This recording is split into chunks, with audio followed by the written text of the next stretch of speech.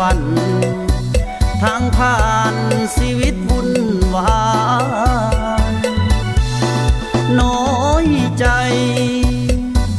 แต่บ่ได้อ่อนแอผิวดำกำแลบ่แค่สายตาผู้ใด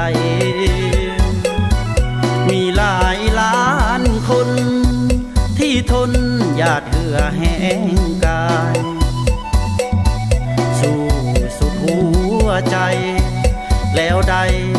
สบายวันหน้าปัญหาตามมาบ่อาจหลีกพ้นชีวิตของคุณยามจนอดทนผ่านผ่าเมื่อยล้าบางครั้งยังมีความหวังศรัทธาแสดงความกล้าประเสริฐหน้าสู้กับความจน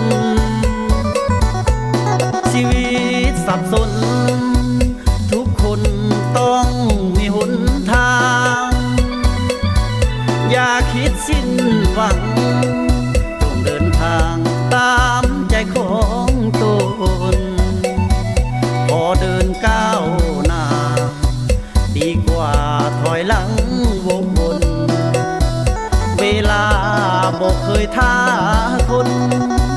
เลิกสนคำเขานินทา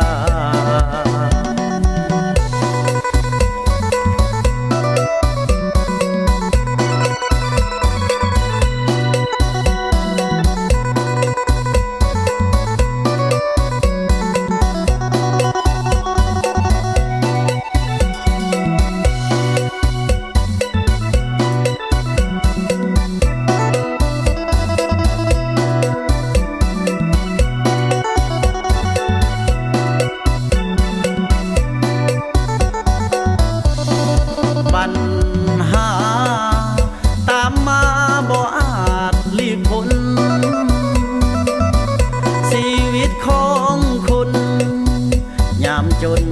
อดทนผ่านผ่าเมื่อยล้าบางครั้งยังมีความหวังศรัทธาแสดงความกล้าประเสริฐหน้าสู้กับความจนชีวิตสับสนทุกคนต้องมีหนทาง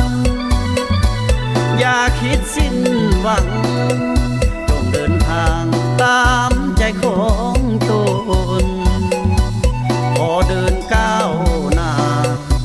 ดีกว่าถอยหลังวกวนเวลา